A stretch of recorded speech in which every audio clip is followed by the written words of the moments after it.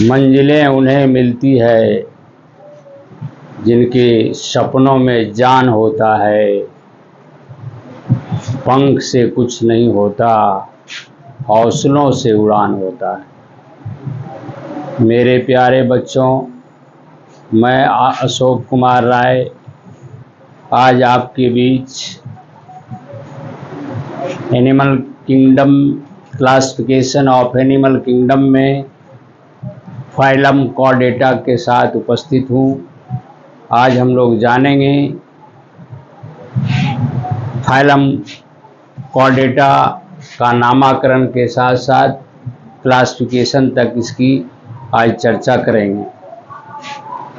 Phylum Chordata का सर्वप्रथम नामकरण 1880 ईस्वी में वोल्फर नामक वैज्ञानिक ने किया था। वोल्फर नामक वैज्ञानिक ने किया था। कॉर्डेटा को हम संधि विच्छेद करते हैं तो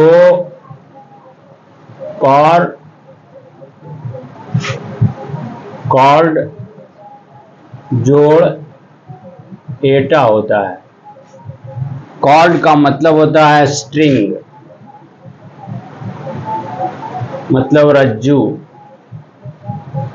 और एटा का मतलब होता है बियरिंग। बियरिंग मतलब धारण करना। बच्चों, इस फाइलम में, कॉर्डेटा फाइलम में वैसे जंतुओं को रखा गया है जिसमें नोटोकॉर्ड उपस्थित रहता है।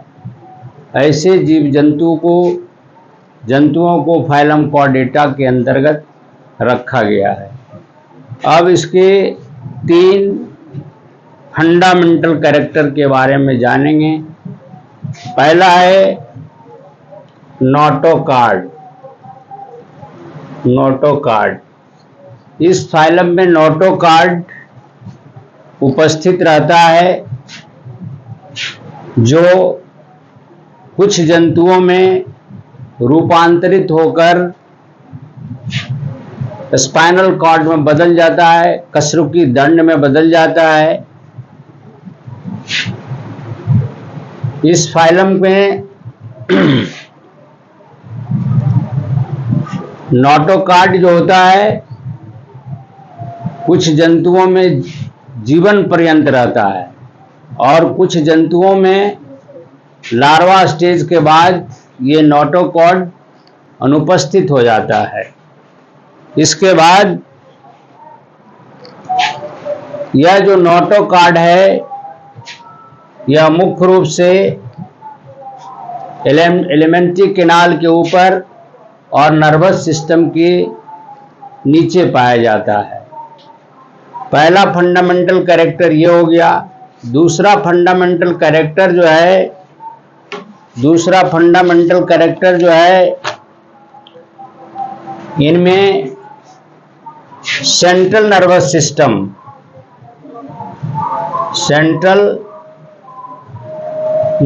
सिस्टम पाया जाता है। या यूं कहें, इसमें या डॉर्सल ट्यूबुलर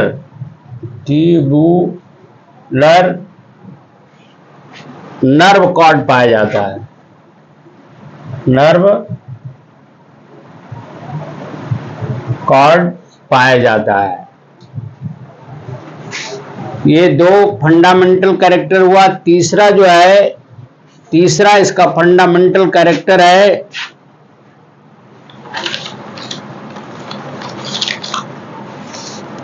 इनमें फेरेंगियल गिल क्लैप्स पाया जाता है। फेरेंगियल गिल क्लैप्स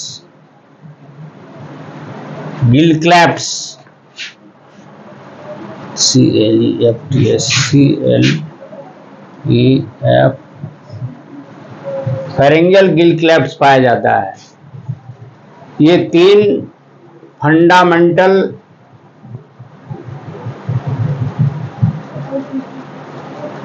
कैरेक्टर के बारे में हम लोग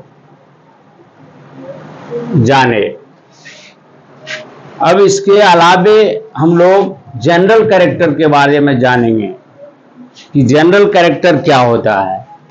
तो जनरल कैरेक्टर में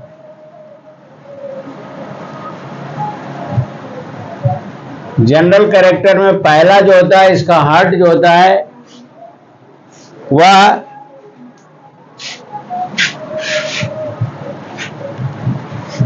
पेरिकार्डियल कैविटी के अंदर रहता है। और कैसा रहता है?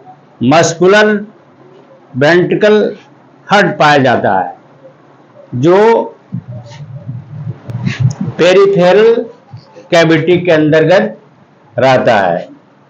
दूसरा जो है पेरिकार्डियल कैविटी में रहता है, पेरिकार्डियल कैविटी में अवस्थित रहता है। इसका हार्ट कैसा होता है? तो मस्कुलर वेंट्रिकल हार्ट पाया जाता है जो पेरिकार्डियल कैविटी के अंदर स्थित रहता है। दूसरा बच्चों हम जानेंगे कि सर्कुलेटरी सिस्टम जो होता है इसका, वो ब्लड वास्कुलर सिस्टम पाया जाता है। इसमें जो इसका ब्लड फ्लो होता है वो खास नली के द्वारा एक जगह से दूसरे जगह जाता है। इसका आरबीसी में रेड ब्लड कार्पोसेल्स में हीमोग्लोबिन नामक एक पिगमेंट रहता है जिसका रंग लाल होता है। इसका रंग लाल होने के कारण इसका खून का जो रंग होता है वह लाल होता है। यह O2 का ट्रांसपोर्ट भी करता है, अर्थात O2 का परिवहन करता है। इसके बाद का जो कैरेक्टर है, इसमें एक प्रकार का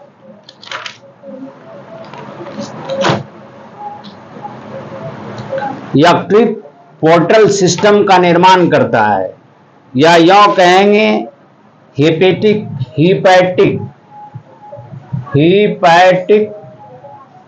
पोर्टल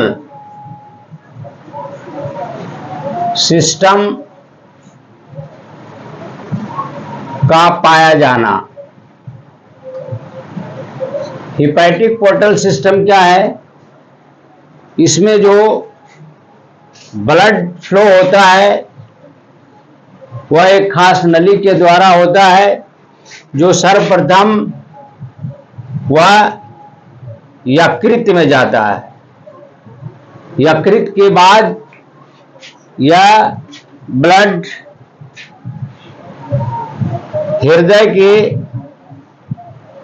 हृदय के दाएं आलिंद में जाता है। हृदय के दाएं आलिंद में जाता है। कहने का मतलब इसमें जो होता है हिपैटिक पोर्टल सिस्टम पाया जाता है, जिसमें ब्लड जो है पहले यकृत में जाता है, उसके बाद हृदय के दाएं आलिंद में जाता है। चौथा कैरेक्टर के बाद हम लोग पढ़ेंगे कि इसमें जो होता है एक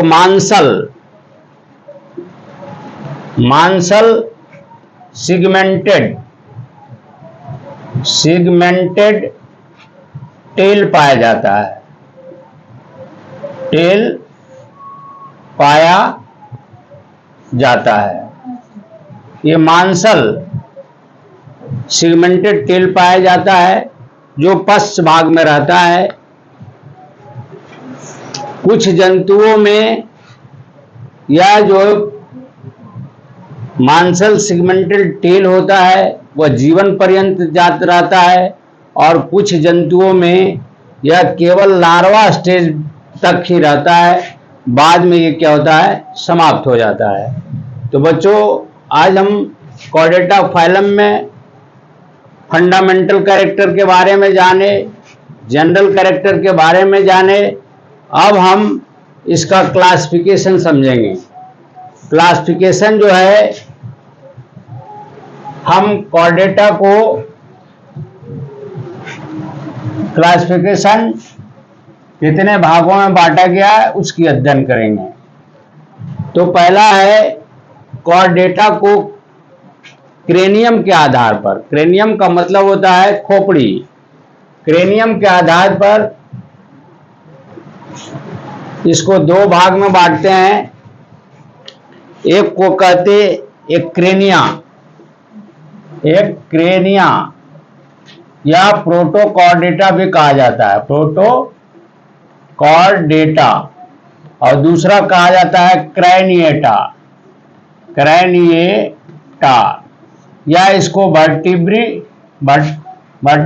भी कहते हैं, वर्टिब्रेटा भी कहा जाता है। एक क्रेनिया का मतलब होता है वैसे कॉर्डेट्स जिसमें खोपड़ी नहीं पाया जाता है, खोपड़ी नहीं पाया जाता है, वो सारे जंतु को हम लोग किसमें रखेंगे, एक क्रेनिया सब फाइलम में। इसको हम लोग सब फाइलम में बांटा गया है।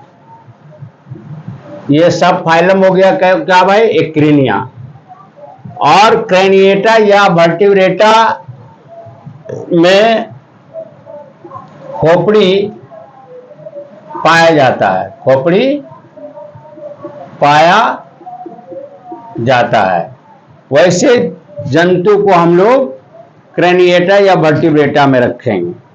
अब एक क्रेनिया जो है या प्रोटोकॉर्डेटा को हम तीन क्लास में बांटते हैं, तीन क्लास में बांटते हैं।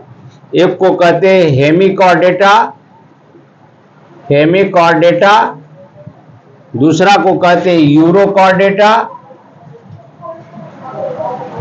और तीसरा को कहते हैं सिफेलोकॉर्डेटा, सिफेलोकॉर्डेटा।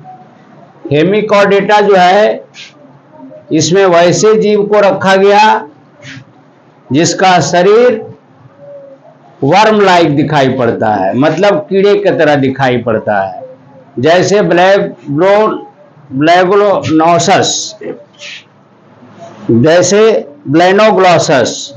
ब्लेनोग्लॉसस जो होता है उसका शरीर जो होता है वो इस प्रकार का होता है।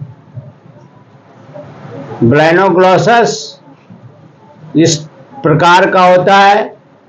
यहाँ माउथ हो गया, ये हो गया आपका एनस, और ये आपका एलिमेंट्री कैनाल हो गया। इस प्रकार का ये जो है हेमिकॉर्डेटा कीड़े के समान दिखाई पड़ता है, और इसका शरीर जो रहता है वो तीन भाग में बटा रहता है। पहला को कहते हैं प्रोबॉसिस, प्रोबॉसिस या सुंड कहते हैं, दूसरा रहता है कोलार, और तीसरा को हम लोग कहते हैं ट्रंक। ये तीन भाग में बटा रहता है। समझ में आ गया हेमिकॉर्डेटा। दूसरा है यूरोकॉर्डेटा। यूरोकॉर्डेटा में वैसे जंतु को रखा गया जिसका शरीर थैलेनुमा होता है, और क्या रहता है, उसका शरीर के चारों तरफ खोल रहता है। सिफेलोकॉर्डेटा जो है, यह वैसे जंतु को रखा गया जो नाव के सेपेट में रहता है, तैरने के लिए उसमें पूंछ पाया जाता है, तो वो सिफेलोकॉर्डेटा हो गया। अब हम जानेंगे क्रैनिएटा या वर्टिब्रेटा। तो क्रैनिएटा या वर्टिब्रेटा सब फाइलम को दो वर्ग में बांटा गया, उप महावर्ग, इसको कहेंगे उप महावर्ग, महावर्ग। उप महावर्ग में इसको बांटा गया। सॉरी, उप महासंघ इसको कहेंगे, उप महासंघ। उप महासंघ में पहला जो आता है वह एग्नाइथा, और दूसरा जो आता है नाइथोस्टोमाटा।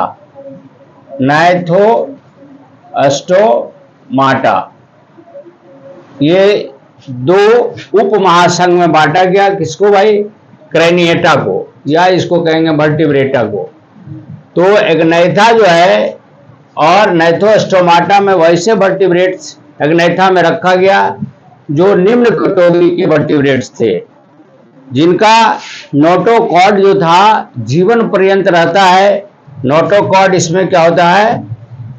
नोटोकॉर्ड जीवन पर्यंत रहता है, जीवन पर्यंत रहता है। और क्या होता है? इसमें जो होता है जबड़ा पूर्ण विकसित नहीं रहता है। बकल कैविटी जो रहता है, BUCC के बकल कैविटी जो होता है, कैविटी पूर्ण विकसित नहीं होता है। क्या होता है? पूर्ण विकसित नहीं होता है। तो ऐसे जंतु को एग्नाइथा उप महासंघ में रखा गया। दूसरा है नाइथोस्टोमाटा जो है, इसमें वैसे जंतु को रखा गया जो उच्च कैटेगरी के वर्टिब्रेट्स थे, अर्थात जिसमें नोटोकॉर्ड जो था वो स्पाइनल कॉर्ड में बदल जाता था, या कशेरुकी कहें, या कशेरुकी दंड में बदल जाता है, और इसमें जबड़ा जो होता है इसका पूर्ण विकसित होता है। अब जानेंगे एग्नाइथा में मात्र एक क्लास है, जिसका क्लास का नाम है साइक्लोस्टोमाटा। एग्नाइथा में मात्र एक वर्ग है साइक्लोस्टोमाटा।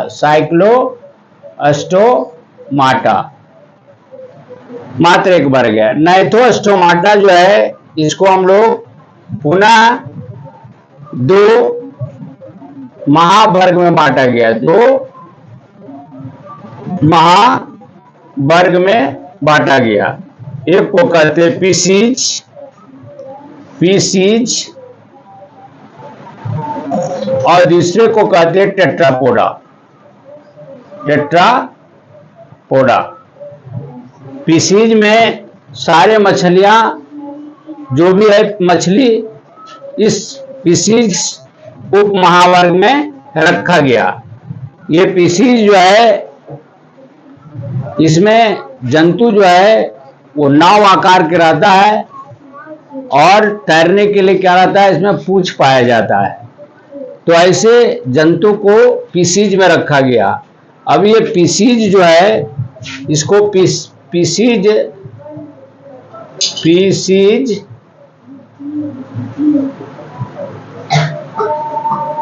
उप महावर्ग जो है, इसको हम लोग पुनः 3 क्लास में बांटते हैं। 3 क्लास, 1, 2 और 3।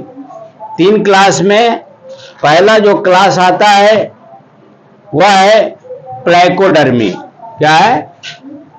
प्लाइकोडर्मी। दूसरा है कॉन्ड्रिक्थिस।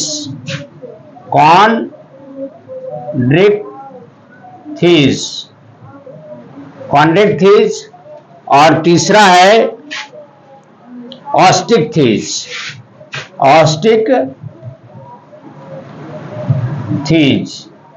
ये 3 क्लास में बांटा गया है। पहला हो गया प्लाइकोडर्मी, दूसरा हो गया कॉन्ड्रिक्थिस, और तीसरा हो गया ऑस्टिकथिस। प्लाइकोडर्मी जो है, इसमें वैसे जंतु को रखा गया जो आज विलुप्त हैं।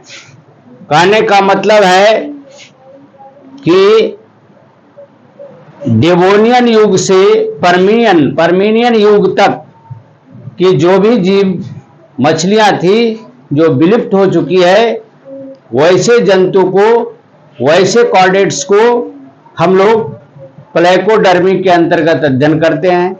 दूसरा है कॉन्डेक्थीज, जैसे स्टारफिश हो गया, ये सब मछली जो है जो मेराइन वाटर में रहते हैं, खासकर कॉन्डेक्थीज, और जैसे स्टारफिश हो गया, ये सब मछलियां कॉन्डेक्थीज में रखा गया। ऑस्टिकथीज में वैसे मछलियां रखा गया जो मेराइन वाटर या फ्रेश वाटर में दोनों जगह पाए जाते हैं, जैसे आपका रोहू मछली हो गया, कतला मछली हो गया, ये सभी हम लोग ऑस्टिकथीज में पढ़ेंगे। अब आइए टेट्रापोडा। ये टेट्रापोडा जो है, टेट्रापोडा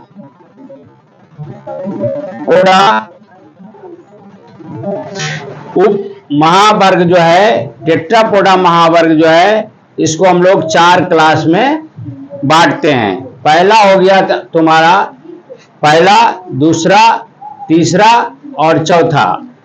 पहला में हम लोग एम्फीबिया वर्ग मान आता है। इसमें पहला आता है एम्फीबिया क्लास। दूसरा आता है रेप्टिलिया क्लास, और तीसरा आता है एबीज क्लास, और चौथा आता है मेमेलिया वर्ग। अब ये टेट्रापोडा जो है, ये 4 क्लास में हम लोग बांट के अध्ययन करते हैं। एम्फीबिया मतलब होता है उभयचर, जो वैसे कॉर्डेट्स जो जल में भी रहते और स्थल में भी रहते, वैसे एम्फीबियंस को, इसीलिए इसको उभयचर कहा जाता है। जैसे मेढक वगैरह हो गया, टोड वगैरह हो गया। रेप्टेलिया का मतलब जो रेंग कर चलने वाला जंतु होता है, अर्थात यह पानी में भी पाया जा सकता है या स्थल पर भी रह सकता है, लेकिन पानी में बहुत कम रहता है, तो रेप्टेलिया में आ जाता है, जो रेंग करके चलने वाला, जैसे सांप हो गया, गिरगिट हो गया, ये सब। एवीज होता है उड़ने वाले पक्षी ग्रुप, अर्थात तोता, मैना, ये सब जो आ गया एवीज में आ गया। मेमेलिया वर्ग मतलब होता है स्तनधारी जंतु, जैसे कुत्ता हो गया, भालू हो गया, आदमी हो गया, चूहा हो गया, ये सभी मेमेलिया वर्ग में आता है। तो बच्चों, आज हम लोग कॉर्डेटा फाइलम का संपूर्ण करीब अध्ययन किया। इसका फंडामेंटल कैरेक्टर से लेकर जनरल कैरेक्टर की बात हुई। उसके बाद आपका कॉर्डेटा फाइलम को हम लोग कैसे कैसे क्लासिफिकेशन किया। इसके अगले क्लास में हम लोग जानेंगे, एम्फीबिया क्लास पढ़ेंगे, एम्फीबिया क्लास का कैरेक्टर पढ़ेंगे, एम्फीबिया क्लास में कौन सा जंतु को रखा गया, और इसका बारे में संपूर्ण जानकारी लेंगे। इसके बाद वाला क्लास, एक दिन हमारा मैथ का क्लास चलता है, दूसरे दिन बायोलॉजिकल क्लास चलता है। तो मैं समझता हूं कि कॉर्डेटा फाइलम को आप लोग भली भांति समझ गए होंगे, और अगले क्लास में हम मिलते हैं। धन्यवाद।